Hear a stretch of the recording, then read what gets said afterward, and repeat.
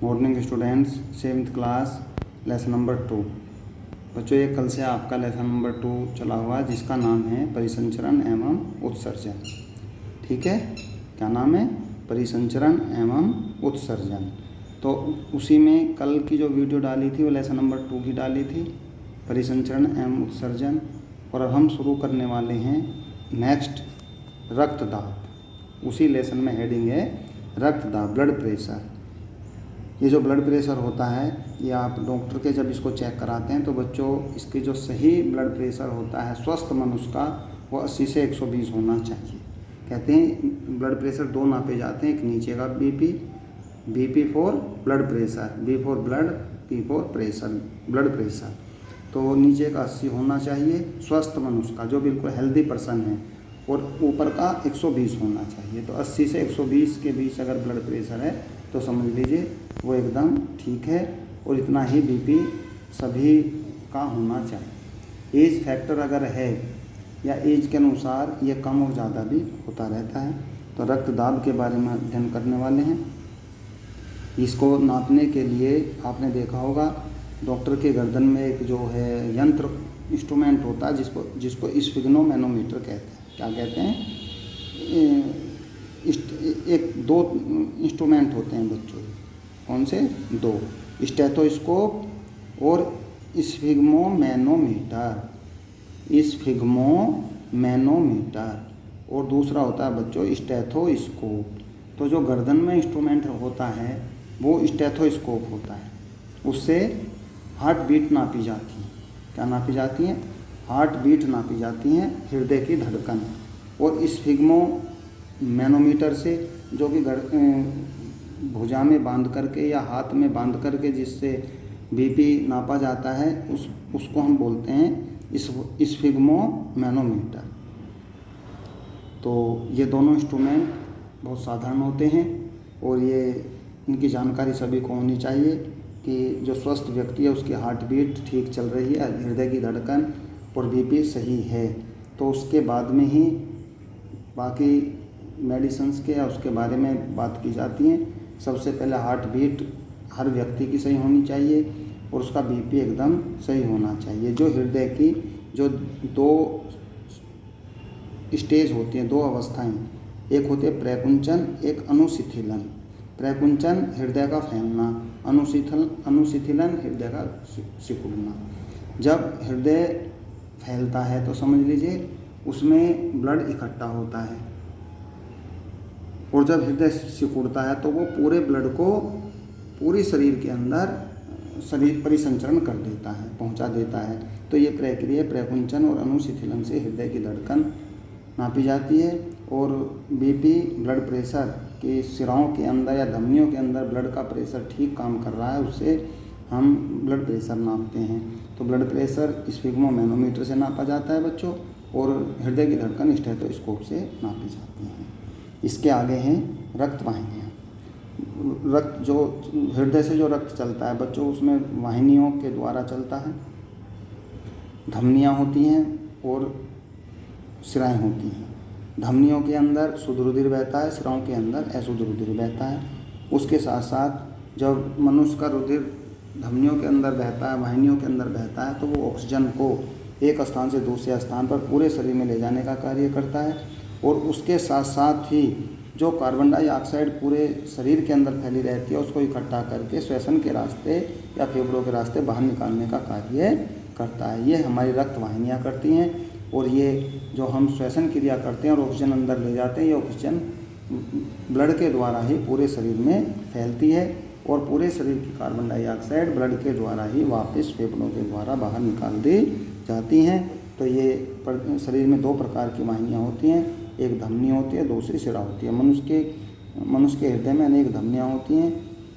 रक्त ऑक्सीजन को शरीर के सभी भागों में ले जाता रहता है। जो ब्लड होता है वो ऑक्सीजन को अपने साथ ले जाने का कार्य करता है। रक्त प्रवाह तेज़ी से उस समय होता है जब हमारा हृदय तेज़ी से धड़कता है। धमनियों की भित्तियाँ या दीवारें मोटी होती हैं। यह आपने देखा होगा बच्चों, जब आप बहुत ज़्यादा फिजिकल वर्क करते हैं या भागते हैं, दौड़ते हैं, खेलते हैं, तो सांस फूल जाता है, अर्थात सांस चढ़ जाता है। जिसका मतलब क्या होता है कि हमें अपने शरीर को ज़्यादा एनर्जी की आवश्यकता होती है। और एनर्जी की पूर्ति कब होगी?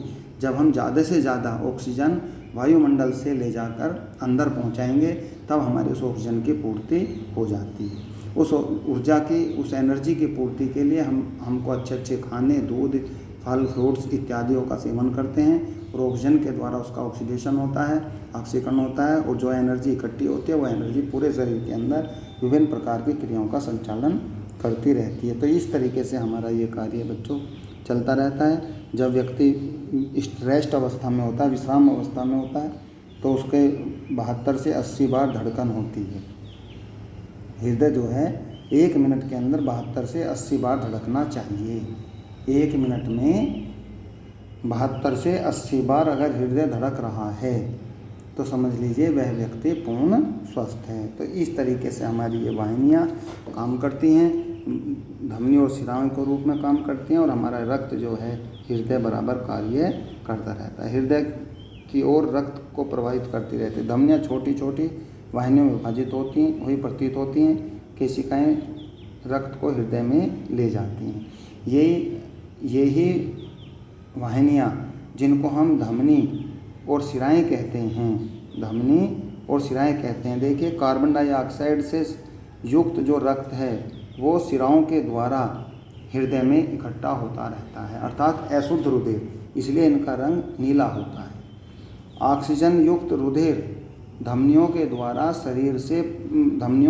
हृदय से पूरे शरीर के अंदर पहुंचता रहता है। और ये क्योंकि शुद्ध रक्त होता है, शुद्ध ब्लड होता है, प्योर ब्लड होता है, तो बच्चों ये जो है इसका रंग लाल होता है।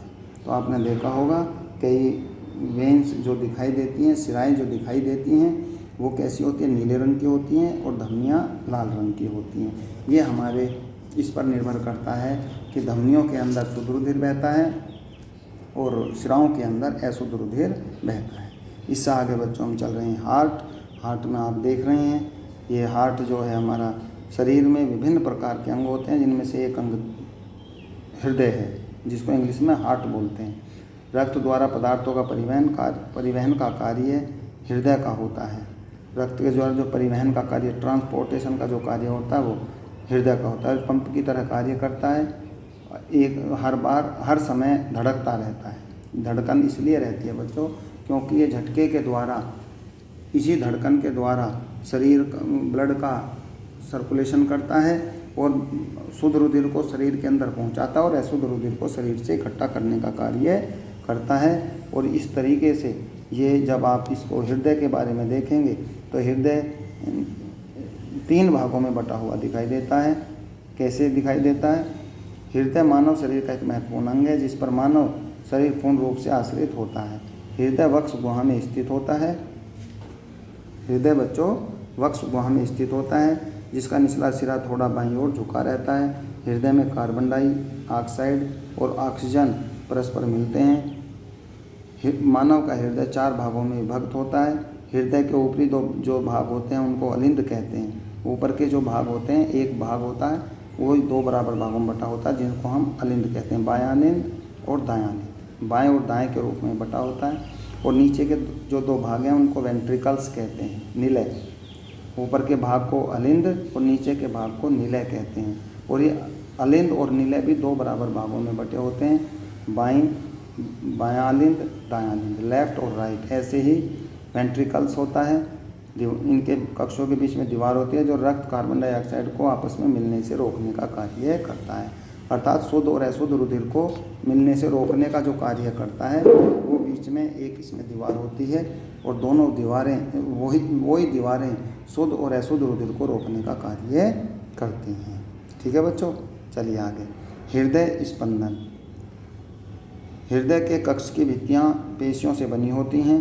हृदय के कक्ष की भित्तियाँ पेशियों से बनी होती हैं। ये पेशियाँ क्रम से संकुचन और विश्रांत करती हैं। ये दोनों मिलकर हृदय स्पंद कहलाती हैं। जब हम अस्वस्थ होते हैं, चिकित्सक के पास जाते हैं तो हमारा स्पंद नापने के लिए स्टेथोस्कोप यंत्र का प्रयोग करते हैं, अर्थात हृदय की धड़कन नापी जाती है। स्पंदन जो हृदय में होता है, हार्ट में होता है, उसको हम कहते हैं बच्चों हृदय स्पंद।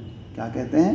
हृदय स्पंद कहते हैं, जो कि स्टेथोस्कोप से मापा जाता है। स्टेथोस्कोप यंत्र से मापा जाता है जो डॉक्टर की गर्दन में अधिकतर लटका हुआ होता है। इस तरीके से हम हृदय के स्पंदन को नापते हैं। ये विशेष जानकारी है कि स्टेथोस्कोप का जो आविष्कार किस वैज्ञानिक ने किया था, और उसका नाम था RTH लेमिन नामक डॉक्टर ने किया था। इसका हमें बच्चों जानकारी होनी चाहिए, इसको आप याद भी रख सकते हैं। आगे बढ़िए। हृदय के विभिन्न कक्षों को लयबद्ध गति हृदय के विभिन्न कक्षों की लयबद्ध गति के परिसंचरण और पदार्थों के परिवहन को बनाए रखती है। हृदय के विभिन्न कक्षों की लयबद्ध गति, जो उसमें स्पंदन होता रहता है, उसके कारण रक्त का परिसंचरण बराबर चलता रहता है, परिवहन चलता रहता है। परिसंचरण खोज एक अंग्रेज वैज्ञानिक विलियम हार्वे ने सबसे पहले की थी, 1578 से लेकर के 1657 में की थी। ठीक है बच्चों, विलियम हार्वे नामक वैज्ञानिक हुए थे, जिनका जन्म 1578 में हुआ, मृत्यु 1657 में हुई। और उन्होंने इस ब्लड सर्कुलेशन की कि हृदय एक ऐसा ऑर्गन्स है, एक ऐसा अंग है जो ब्लड सर्कुलेशन का कार्य करता है, और स्पंदन के कारण, धड़कन के कारण ये पूरे शरीर में पंप की तरह कार्य करता रहता है। हाइड्रा तथा स्पंज जंतुओं में कोई परिसंचरण यंत्र नहीं पाया जाता। जिस जल में वे रहते हैं वहीं उनके शरीर में प्रवेश करके भोजन और ऑक्सीजन तथा अपशिष्ट पदार्थों को ले जाता है। इसमें परिसंचरण हेतु रक्त के समान तरल की आवश्यकता नहीं होती है। इनमें परिसंचरण हेतु रक्त के समान तरल की आवश्यकता नहीं होती है। अर्थात हाइड्रा और स्पंज जो हैं सूक्ष्म श्रेणी के जीव हैं, निम्न श्रेणी के जीव होते हैं, जिसमें इस प्रकार के परिसंचरण की आवश्यकता नहीं होती। इससे आगे बच्चों जंतुओं में उत्सर्जन कैसे होता है। उत्सर्जन का मतलब पहले भी मैंने आपको बताया था। उत्सर्जन का मतलब होता है हानिकारक वज्र पदार्थों को या यूजलेस पदार्थों को, वेस्टेज प्रोडक्ट जो शरीर के अंदर होते हैं, समझ गए, उनको शरीर से बाहर निकालने का जो कार्य होता है वो उत्सर्जन अंगों के द्वारा होता है। और उत्सर्जन अंगों के द्वारा होने वाली इस क्रिया को उत्सर्जन तंत्र कहते हैं। इसमें कई प्रकार के हानिकारक पदार्थ होते हैं, जैसे सांस लेने में कार्बन डाइऑक्साइड गैस उत्पन्न होती है, उसको शरीर से बाहर निकाला जाता है। पसीने को शरीर से बाहर निकाला जाता है। जो हम पानी पीते हैं और उसका जो शुद्धिकरण किडनी के द्वारा होता है, ब्लड के अंदर जो नाइट्रोजन युक्त पदार्थ हैं उनको किडनी के द्वारा शरीर से बाहर निकाला जाता है। तो जो हम भोजन करते हैं, अपशिष्ट पदार्थों को, जो भोजन पच जाता है उसको पोषण कर लिया जाता है, किंतु जो अपच भोजन होता है, वेस्टेज प्रोडक्ट होते हैं, उनको भी शरीर से बाहर निकालने का कार्य किया जाता है। और ये सभी कार्य उत्सर्जन के किडनी के द्वारा होता है। शरीर का जो शुद्धिकरण है या ब्लड का जो शुद्धिकरण है बच्चों, वो किडनी के द्वारा होता है। इसलिए किडनी को हमें बार बार पानी पीते रहना चाहिए, जिससे किडनी बराबर कार्य करती रहे। किडनी को हिंदी में वृक्क कहते हैं। किडनी दो होती हैं, लेफ्ट और राइट, और हमेशा पूरे शरीर के अंदर एक किडनी ही काम करती है, दूसरी सुप्त अवस्था में पड़ी रहती है। अगर एक खराब हो जाती है तो व्यक्ति फिर भी जीवित रह सकता है। तो इस तरीके से जंतुओं में उत्सर्जन की क्रिया होती है। अपशिष्ट पदार्थों को शरीर से बाहर निकालने वाले को उत्सर्जन कहते हैं। जो उत्सर्जन क्रिया को पूरा करने में जो अंग मिलकर भाग लेते हैं उनको उत्सर्जन तंत्र कहते हैं। उत्सर्जन क्रिया सभी जंतुओं में होती है। ठीक है बच्चों, इस वीडियो में आज आपको यहीं तक भेजा जाएगा। ये आगे के जो है पॉइंट हैं ये नेक्स्ट वीडियो में भेजे जाएंगे। ये 7th क्लास का लेसन नंबर 2 चला हुआ है। बच्चों, जिन बच्चों के पास वीडियो पहुंचती है वो ज़्यादा से ज़्यादा बुक लेने की कोशिश करें, जिससे आपकी पढ़ाई सुचारू रूप से आगे बढ़ाई जा सके। कॉपी बनाइए, स्कूल में संपर्क करिए। तो अगर आप बुक भी नहीं लेते हैं तो कम से कम रिटन वर्क आप अपना पूरा करते हैं। Thank you.